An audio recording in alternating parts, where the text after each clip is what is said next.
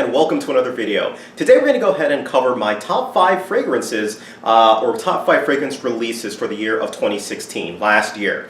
Now it's a nice time to reflect and kind of see what went right, what went wrong, but in this particular case we're going to focus on the fragrances that I personally enjoyed. Now again, these are the fragrances that I enjoyed for the year of 2016. If you have a different list, please feel free, leave it down below in the comments and let everyone know. I'm curious to see what people thought were the best releases for 2016. So without any further ado, let me go ahead and get into mine. Number 5 is a fragrance that I have not purchased yet. I've been sampling the crap out of and I love it. It's just a matter of time since I actually get it.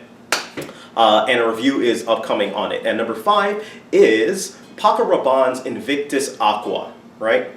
So here's a little picture here.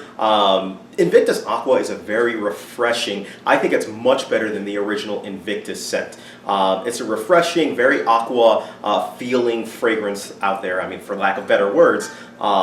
And it's just very pleasant to be around. I think it's a very good fragrance, especially when it gets warmer and it's the summer months. One of the things that it struggles from is the longevity, but I actually carry around a small little decant and reapply myself, but that's just me. Either way, I actually really do love the release. I love the smell, and number 5 is Paco Rabanne's Invictus Aqua.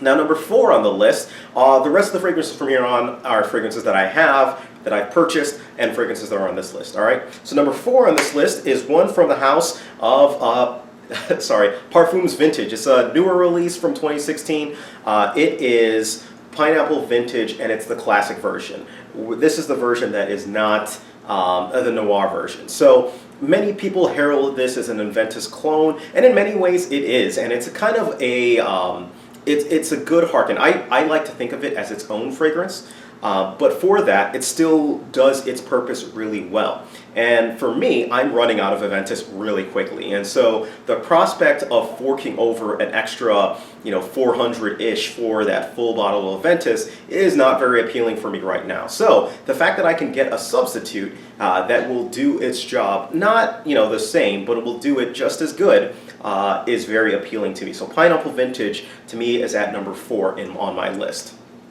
At number 3 on my list is a fragrance that came out earlier in the year. It's another one from the house of Thierry Mugler. We're talking about Pure Tonka.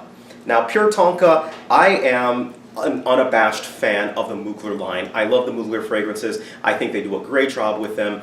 This Mugler fragrance, again, it's patchouli, it's tonka. I normally don't like tonka, but the tonka in this I really do love. And it's a very nice cold weather fragrance, something that you can wear, when it's cold, skiing, out in the snow, out in, really frigid temperatures. I really like this. It keeps its performance. It really lasts all day long, and it's just a natural gem. Love this fragrance. Number 3, Pure Tonka. Number 2 is from a house that I was just introduced this year. I actually love them. From the house of Fleur, we're talking about Olmsted and Vox. Now, I have said before, I am a sucker for creamy fragrances, and this fragrance is no different.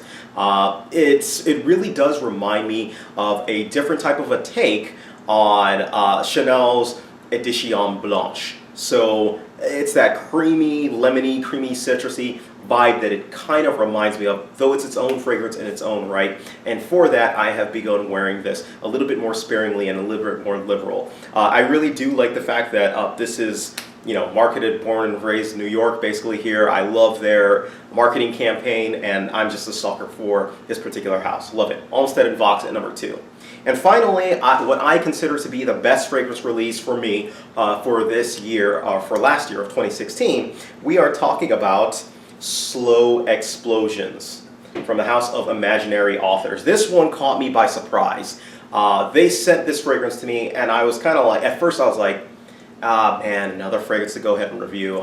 Geez, I got to go through this. And when I got my hands on it, I got to say, I was blown away and still am blown away. This is the first rose fragrance that I've loved to this degree. This is absolutely fantastic. It's rose, it's leather, it's apple, it's beautiful.